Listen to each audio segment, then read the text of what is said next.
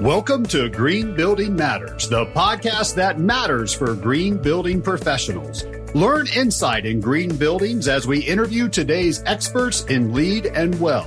We'll learn from their career paths, war stories, and all things green, because green building matters. And now our host, and yes, he has every LEED and WELL credential. Here's Charlie Cicchetti. Be sure to check out the Green Building Matters community, where you can have unlimited exam prep for any of the professional credential exams you're tackling next, as well as putting your continuing education on autopilot, saving time with GBS reporting your hours on your behalf. Check it out, gbes.com/join. Now, enjoy this episode of the Green Building Matters podcast. Hi, everyone. Welcome to the next episode of the Green Building Matters podcast. I'm your host, Charlie Cicchetti. Today, we've got Robert Sroufe with us from the Pittsburgh area. He's at Duquesne University. Can't wait to get into the conversation. And actually, it was one of his MBA students that stumbled across the podcast as we were looking towards some sustainability resources, sharing of information. Robert, so glad to have you on the podcast today. I'm thrilled to be here, Charlie. I'm doing fantastic work with the podcast and love to have a conversation with you about what's happening in the world. Thank you. We'll definitely get into some of your campaigns, some of the work you're doing with your team and your students. But take us back. Where'd you grow up and where'd you go to school? Grew up in the bottom of the Mitten State, so southern Michigan. My background degrees were really involved with environmental law, natural resource technology, water quality technology. I always wanted to work with the outdoors in some way in the environment. One of my first environmental research grants was actually in high school. And my father was a science teacher for 33 years. I took that undergraduate degree where I was at Lake Superior State University in the Upper Peninsula, Michigan, and tried to turn that into an MBA and then even some PhD work at Michigan State University. And my work there was more on environmental management systems and environmental performance metrics. Got it. And the environmental along the way, was it just kind of where you grew up? Maybe it was a family influence, or how'd you know environmental when you were choosing those degrees to kind of lean into? Yeah, I grew up on a lake, and I grew up in a state with 90% of North America's fresh water, 10,000 miles of shoreline, 11,000 miles of rivers. I always knew the environment was important. And I grew up around, farming communities. If you step right outside the lake system, you basically were either in soybeans, corn, or alfalfa. And in that environment, I guess I was just outside all the time and couldn't imagine a world where I would be stuck to a desk all the time. I knew the environment was important. I wanted to get into environmental law enforcement and actually be one of the people that were out there enforcing laws to help protect and preserve what we have in the environment. I love that story. And, some listening or young professionals, they may be debating on going back for, their graduate degree or even more advanced degree. So can you walk us through that decision-making there with your environmental law undergrad, go back, get the MBA and say, hey, let's keep it going. Let's go PhD. So what was your thought process then? Well, that automatically qualifies me as, somehow not fitting into the regular world to begin with, right? If I'm going to go for a PhD. But I think one of the times in which this happened was talking to some colleagues. And then that was back in my MBA program and just thinking that I could do more with this in a proactive approach to it. So I started looking at, the law enforcement side of it was reactive to problems that were happening in the environment. I then went into an MBA, was going to be an entrepreneur and wanted to start some companies that could actually help clean up some things. In Michigan, we had a lot of underground storage tank issues. There was an opportunity to create a business around that and work with some other people. And we even, at one time, we were thinking about creating a company that does just environmental health and safety work and removes that kind of business unit from a larger organization. It was risky. Some of the venture capitalists were worried about that in terms of liability. But I also had this epiphany that I was mostly looking at reactive approaches to trying to take care of environmental issues. And then I saw during my MBA program with some of my faculty and some of the people I was working with there, maybe instead I could actually be a faculty member, a professor at a university and talk about these things with people so that I could change their mindsets and actually avoid the problems in the first place and have them make better decisions so that we didn't have to deal with environmental issues. Because at one time I was working with people from 14 different countries and I was out in the world trying to get to pristine parts of the world to collect bacteria that could degrade hazardous materials and then throw them on sites where people made bad mistakes or bad decisions so that bacteria could clean up their bad decision. And I figured, that's not really the best approach to doing all this. And there's got to be another way. So instead of bandage and Band-Aid, you went to the source, education, huh? Let's Let's get it right out of the gate. Now, along the way, have you had some mentors, anyone that's kind of had influence over you? You know, sometimes a mentor can be someone you actually spend time with in person. Sometimes it's someone you look up to. You follow their work. You follow their publications. I don't know. Would you call anyone a mentor along the way? Yeah, I'm sure there's been many. And most of them, ironically, ended up being faculty members at universities. At one time, I even went through a book, I think that was called What Color is Your Parachute? And you actually answer a bunch of questions about what you want to do in the world, and it kind of helps get you on this trajectory if you're not sure of what that would be. And in doing that, it actually pointed to me being in a university setting while I was doing this as an undergraduate student and still trying to figure some of this stuff out. So I had an undergraduate faculty member that was actually a forestry professor that was really influential. And one of the classes that he taught was on man and the environment. And we looked at things in terms of how we interact with the environment and the state of the world each year in terms of a book that was coming out and looking at that interaction. I then had another mentor as a faculty member when I was in my MBA program who recruited me to come in for a PhD. And we're still in contact every month and still work together on books and other projects and some research around the world. His name is Steve Melnick at Michigan State University. And it's been people like those two faculty members that I mentioned that somehow I clicked with them and I could see the world differently and they could understand that. And we could work together to try to figure out what problems we could solve and how we could have some fun doing it along the way. Gotta have fun along the way. Now, connect the dots on that career timeline. So you get your PhD. I think you go to Boston College, and then maybe tell us about Beard. And so, tell us how that played out after your degrees? Yeah. So my work in environmental management systems also morphed into supply chain management. It was a good place to do that work when I was at Michigan State. And Michigan, because everyone's connected to the auto industry in some way, and tier 1, tier 2, or tier 3 suppliers. Boston College, I came on as my first job really coming out of the Michigan State system. And in that capacity, was trying to develop environmental classes and put them in a mainstream business school. I was teaching operations management and trying to understand how to use statistics in decision-making to eliminate waste. And one of the things I really liked doing when I was in Boston was working with students to actually get inside companies. We did I had probably I want to say close to 100 different companies that students were able to get into and actually poke around inside and see how they work and work in ways to collect information across functions within them to see how they, create a product or provide a service. And while doing that, I started thinking about the experiences that students could have in a program. Instead of sitting in a chalk and talk lecture, I wanted them to get out and actually see companies and see what they were doing. And that kind of morphed into going from Boston College to then coming into Duquesne University to be an endowed chair at the university and create a whole new MBA program and be one of the designers of that program and deliverers of those experiences. So we are conducting and delivering a 1-year MBA program that integrates sustainability throughout, involves international study abroad in that 1 year, and 3 live consulting projects, 1 per semester with a different team of students. We've done now almost 200 live projects to date. No 2 projects have been the same. And it was while I was doing all that work that I created experiences for students to understand buildings and the importance of buildings in the sustainability movement.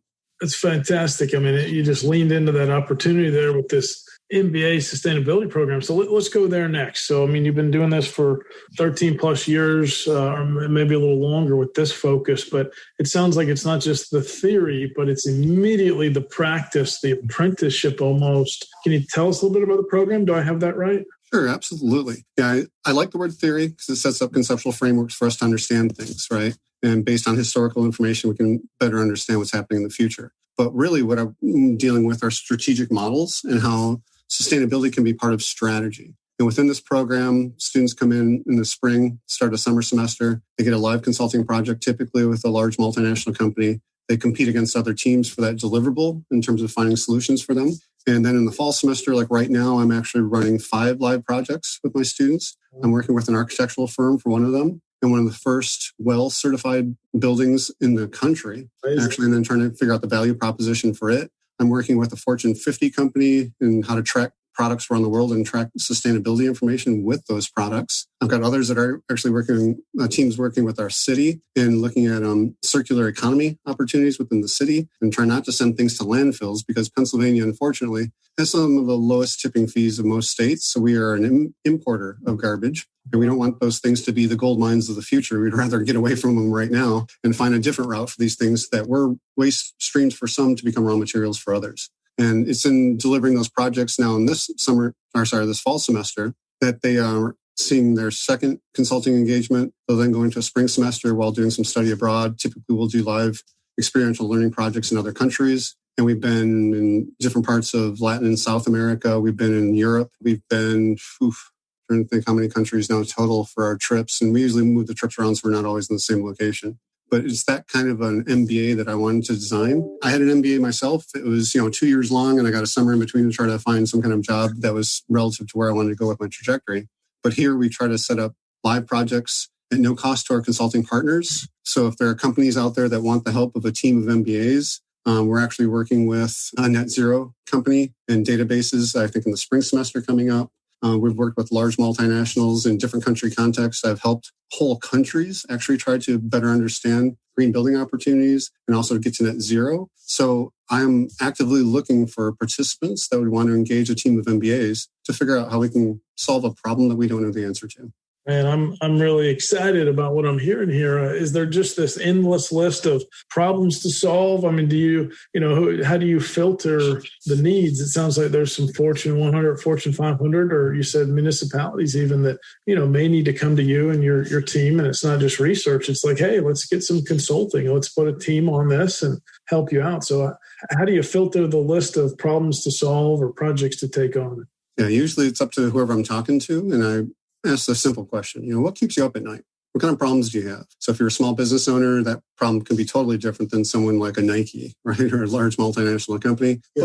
But I want to face real problems with student teams and then apply a framework for this. So the framework is a strategic sustainable development framework, looking at and understanding systems that are involved with this. What is strategic? How we define success? What actions are available to us and what tools we can apply to then make better decisions. In doing this, we go through an ABCD planning process to get an awareness, which is really what the opportunity is, baseline understanding of it with data, then C, looking for creative solutions, and D, getting into prioritizing those actions and what we're going to actually be doing. So getting down to doing and the action part of it. So it's in that framework that we actually then try to take on projects that we don't know the answer to. So in one of the other projects that we actually have going on right now too, I've got a venture capitalist startup with a new company who has a nanotech intellectual property piece where he can actually build three-dimensional structures that are basically 1/100th of a hair in terms of size. And I had no idea I'd be working on a project like that, 5 years ago, thinking about it. But I'm thrilled to have that kind of a challenge scale,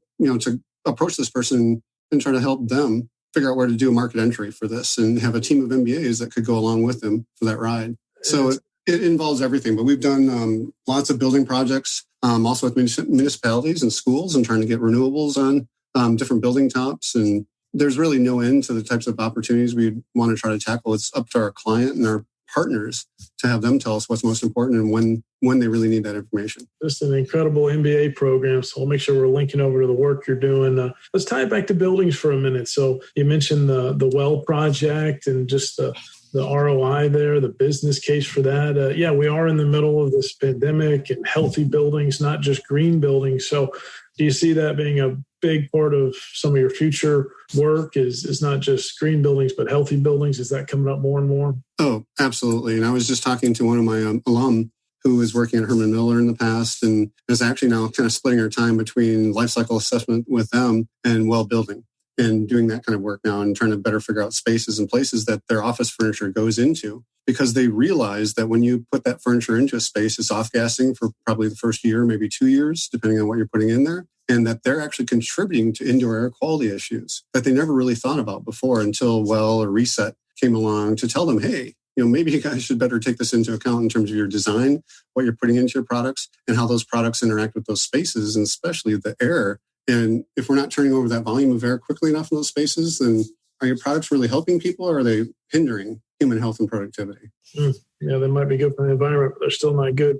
for the people there. Well, Robert, take us back. This question is a little humbling. What's on the highlight reel? If you look back, what are some of your proudest achievements? Proudest achievements, I think, were partially, that epiphany way back when in not taking reactive approaches to environmental problems, but instead trying to find proactive approaches. And that path leading me to be a university professor and trying to help others understand the opportunities of good decision-making in advance of, something that could have been a problem in the past if they didn't make a good decision. Our people today in the business world and anywhere else really can look into this. We have access to about 400 to 700 environmental and social performance metrics per publicly traded firm in the United States.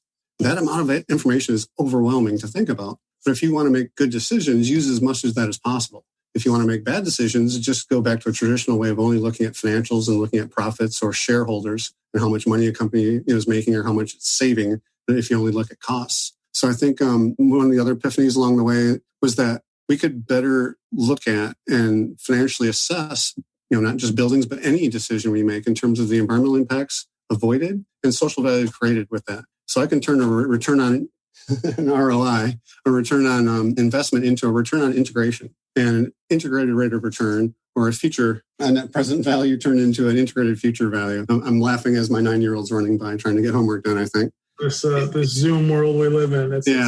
And it's in that context that I wrote a book also on integrated management. And one of the people who coined the phrase triple bottom line was John Elkington about 25 years ago. And he and I have been trying to work together on some things and chatted back and forth. And he actually said, after 25 years, the phrase triple bottom line should be changed. And I was saying, well, to what? And he said, an integrated bottom line, like what I put in the book. So an integrated bottom line is that we can make better decision making when we have environmental, social, and governance information across business units within a company and can embed that in not only the products, the services, and the decisions that we make, but even whole supply chains and cities. And then lift that up to see how it aligns with the United Nations Sustainable Development Goals. So I was at the UN with Ban Ki-moon and others when they released the SDGs in 2015. That was a nice achievement to be part of that environment when it was kicked off. I've helped the country of Dominica, an island nation, try to get to net zero and become a carbon neutral country in terms of their resiliency and recovering from a horrible, horrible hurricane that basically stripped the island bare, right? And then I've worked with other large companies and others around the world to try to better figure out how we make good decisions and how integrated those decisions can be when we include environmental and social information. Yeah, that's really cool. That's a great highlight reel, Robert. And the 9-year-old, that's fitting.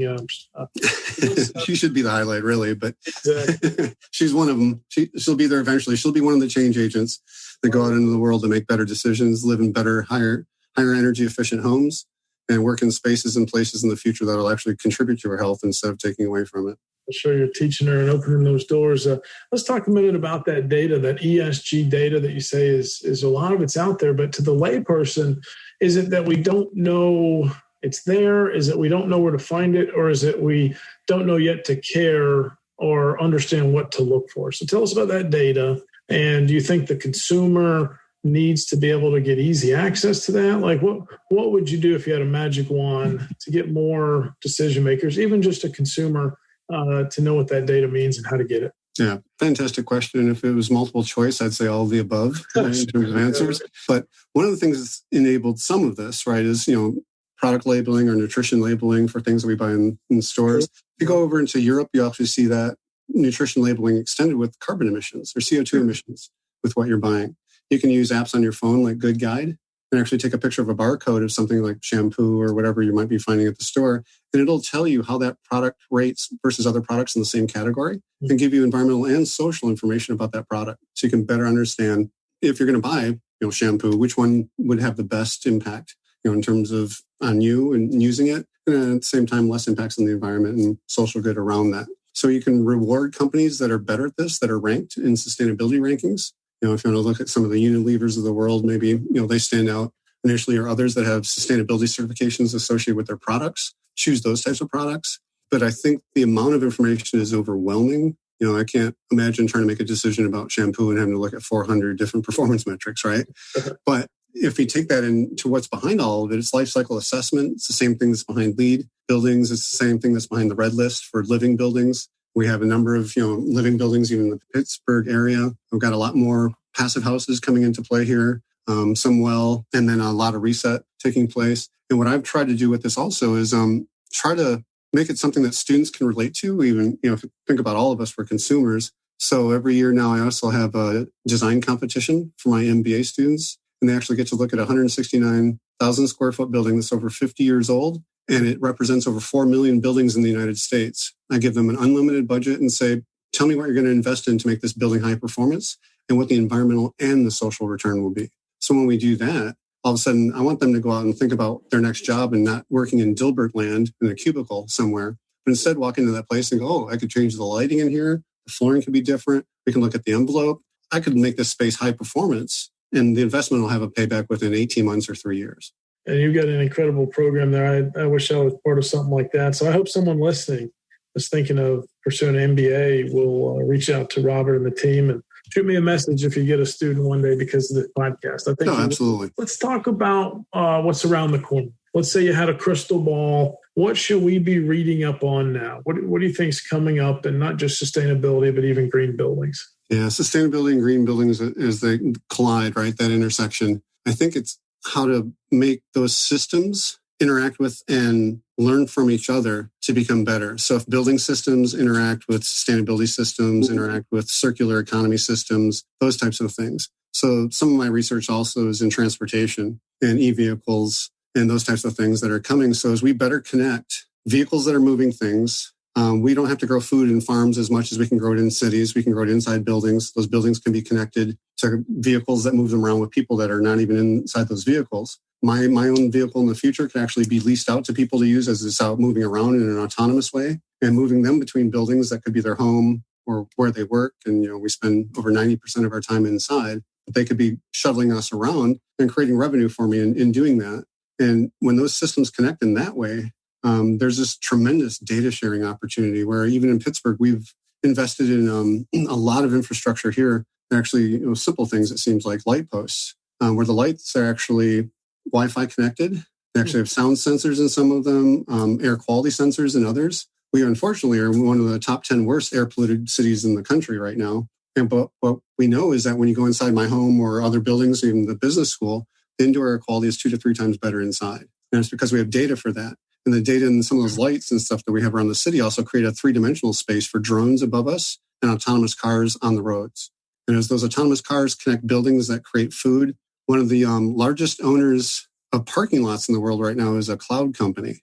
And that cloud company is actually buying up parking lots because it figures people aren't going to be as dense in cities as they have been in the past with all the cars because we aren't going to need as many cars. Autonomous vehicles will be driven for us more safely than we can drive them ourselves. You'll have to pay more in insurance to drive your own car in the future than you will otherwise. And those vehicles can be out moving around instead of just sitting in parking lots too. So what they're doing is they're creating spaces where food can either be prepackaged for you and you get your groceries, or you get pre-made meals, or you can actually pick up food that's been made. They don't want people to come in and sit down. They just want vehicles to cycle through the parking lot and to offload food and then take that food between that building and other buildings and other people that need it in a timely way. So I think and hear about a lot of things that are the interconnected systems of the future that are going to have artificial intelligence behind it, that's going to have big data, Internet of Things kind of colliding and then bringing us services faster and more safely than they have in the past. Well, you're tied into it, and I can tell you're a little bit of a futurist there. All that is exciting.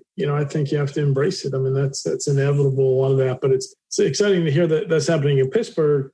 I think I mentioned before we started today, the interview is, Pittsburgh is an amazing city, a lot of green best practices happening. I didn't realize that about even just some of the public, lighting and just what you can get out and share that data. So it's fascinating. Let's talk a little more about you. What's your specialty or what are you best at?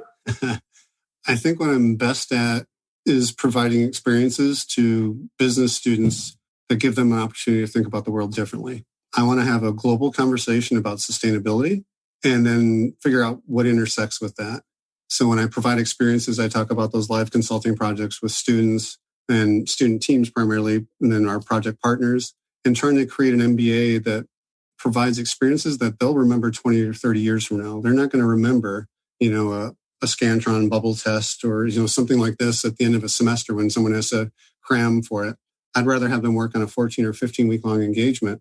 And all of us struggle along the way, the partner, the team, myself, and others that might be brought in as experts to help them to figure out how we apply best practices to come up with a solution to a real problem, and how to take that problem forward is something that they can gain experience from, and then go into a job interview and talk about this and say, I worked on a team. I was a project manager in rotation. We tackled something that's never been done before, and here's the outcome of it. So our projects at no cost to our clients have ranged upwards of, I think, $40 million of value to one. And we typically have about $100,000 minimum value range that we try to, or at least I try to target in terms of that, because, that's enough to, if we save that much money for a company out there, that's potentially a job for one of the students. Absolutely. Experience is the word that stood out there, but you're right. We learn best from hearing a story, or we learn even better from just a hands-on experience that you're creating. So do you have any really good habits, any routines, rituals that help you stay on point? Habits, I think I was able to do a sabbatical in Sweden and take my family there and spend some time with just fantastic people, and also people with a different look on life, where they are not, their sole purpose isn't just to work. It seems like in the States many times, do we live to work, or should we be working to live? And I think the Swedes have that the right way, in that, they're outside as much as possible. They take advantage of weekends. We can take a train anywhere, it seems, and have a car just for kids, even on the train. It's about family, and it's about that time. So I'm trying, and ever since then, I really try to stick to it.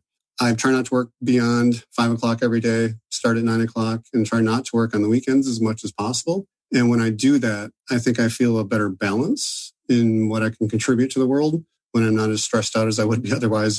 And I know years before that, it was working until 11 or 11:30 every night and working on weekends. And yeah, may make me productive. Sure. But I don't think in the end it's the best for my family and this world in general if I'm just working myself to death. Absolutely. Yeah. No, I was fortunate to go to Sweden last year and teach a 2-day well workshop in Stockholm. And I would sum it up with quality of life, right? It's just like quality of life. So that's good stuff.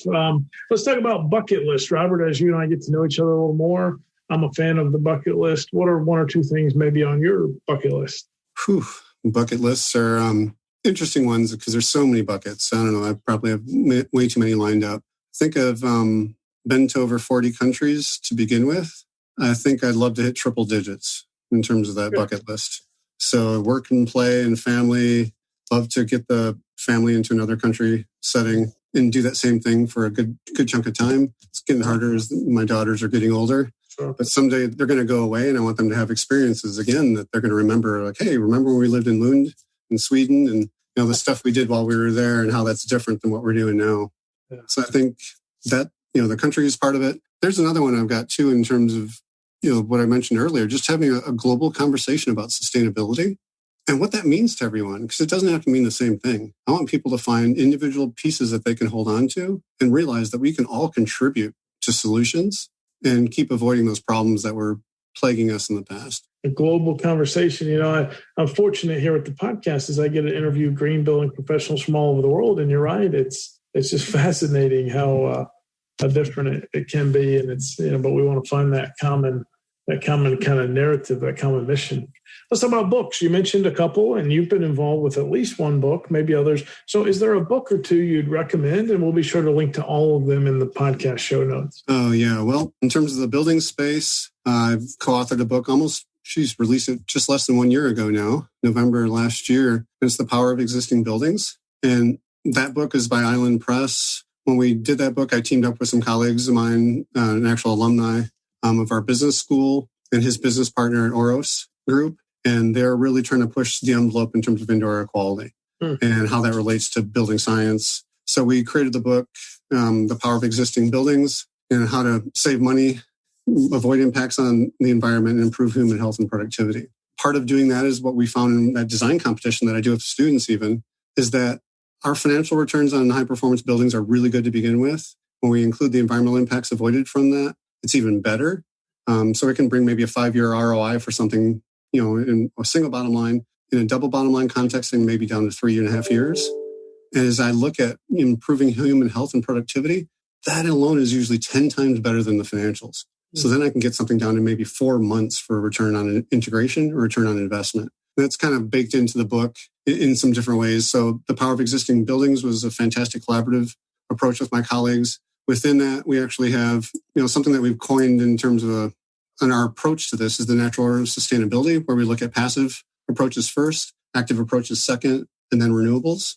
So I'm coming to you today from a net positive home where I can generate my own electricity 40% cheaper than my utility company. I can offload 2 megawatts a year for a car and drive that car for about $176 for 10,000 miles. Wow. And this is the stuff that we can be doing with the power of existing buildings. My home was built and designed before I ever got to it. So I had to do a lot of this stuff kind of retroactively to this. But that's one, I think, fun part of the Power of Existing Books collaboration is working with them, challenging students, and going through the process of trying to collect the information that we've come together with over a few years to create that book. The other book that also came out within a year of that was the Integrated Management book by Animal Press, and that's how sustainability can create value for any business. So those two books are my most recent ones. I've also got books on sustainable supply chain management. And I think those books are the things that took years to develop and write and put together, but they are a collaborative approach to putting forth best practices so that others can get up to speed faster on how to make better decisions, avoid problems, and hopefully have a more sustainable future in the built environment, supply chains, or business in general. That's fascinating. And you're practicing what you're preaching there, and the net positive and the EV. So we'll link to all of your books there, Robert. That's amazing. As we come to a close, two questions remain. One is there anything you wish you'd have known earlier in your career? I think I was too much of an introvert. If I look back on some of the stuff, I've done Myers-Briggs tests, for things like this. And I was an INTP. And the first part of that is an introvert, the I. And I don't think I was extroverted enough or outgoing enough to raise my hand and to ask questions and then to also connect with people. Like the whole time I was an undergraduate, and even I got better at it, I think, as a graduate student. But just to connect with people that come in as speakers, people that walk through office doors, someone that may even be just doing a service call in the company you're working in, and just talk to them to figure out what's going on and what they're up to and make connections and expand networks. So I don't think I did a very good job of that in the beginning, and I'm getting much, much better at it now. But it's so valuable. I mean, those people that you run into can become a key resource for a life-changing thing at a later time. So I hope that everybody can be better at that. Right. What I'm hearing is earlier, some self-awareness. You might not be saying go become a type A personality, just self-awareness, know where you need to get outside your comfort zone a little earlier in that career. Yeah, just find stuff you like and ask good questions about it. Ask people that are doing that stuff that you like to do and say, hey, how can I do more of this myself? Perfect. Well, lastly, let's say there's someone listening right now. They're getting inspired by everything you said. They're ready to sign up for your MBA for sure. Is any words of encouragement if someone's jumping in right now to this green building movement? Yeah, ironically, I was talking to an applicant to our program yesterday, and someone else last week that was asking the same kind of question, what should I be doing? And it was more along the lines of read about as much of this stuff as you can in terms of there's so much information out there and so much really good information. If you're passionate about something, we had one person who was coming to the program that was actually looking at fashion industry and becoming a designer and wanting to go to New York, working within that industry. There is so much happening there within sustainability. And she wanted to come to an MBA program in sustainability, but didn't even realize what was happening already. So it was, read up on what's happening in your industry, those things that inspire you, let them carry you on into the next chapter of whatever that will be. And the applicant I was talking to yesterday was really intrigued, I guess. They never heard about the indoor air quality stuff in terms of buildings and how important this can be. And all of a sudden she was thinking, hey, this is a totally different approach than what I was coming into and thinking about the program for. But if I could change people's lives through something like air quality, oh my gosh, she saw that as a real impact. And I'm coming to you from Pittsburgh, where we have a real solid, healthcare system here in terms of UPMC systems and others and insurance providers around that. And healthcare is so important in this country. And then all of a sudden, synapse fired, two dots were connected, and there's a possible new trajectory for someone that sustainability helped enable. So a little tweak, I love it. Great encouragement, fascinating conversation. Everyone, this has been Robert Sroufe with the Duquesne University's top-ranked MBA Sustainability Program. Robert, thank you so much for your time. Charlie, thanks for putting on a podcast like this and making it available to people like myself and others. Love having conversations like this. If anybody ever wants to follow up with us, that top-ranked program has been global, in terms of our rankings, beating out companies, I should say other universities like Harvard, MIT, Cornell, NYU, Georgetown, and the list goes on, because we are a focused, nimble program that provides experiences to people that they couldn't get other places. And I think that's in some way related to your podcast too, in terms of people come and listen to this because they get insights that they can't get in other places. So I love that you're doing this, and so happy to have been a guest in your program. You're welcome. Thank you for your time, and we'll send everybody your way. I just want to say thank you to our loyal listeners. We actually are celebrating over 1 year here on the Green Building Matters podcast.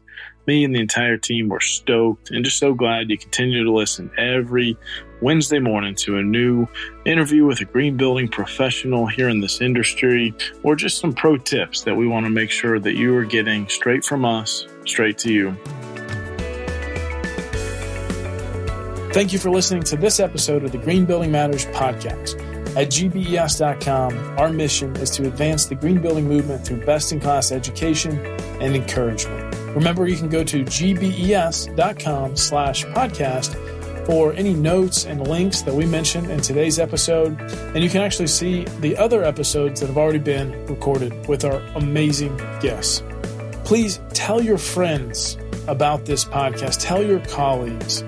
And if you really enjoyed it, leave a positive review on iTunes. Thank you so much, and we'll see you on next week's episode.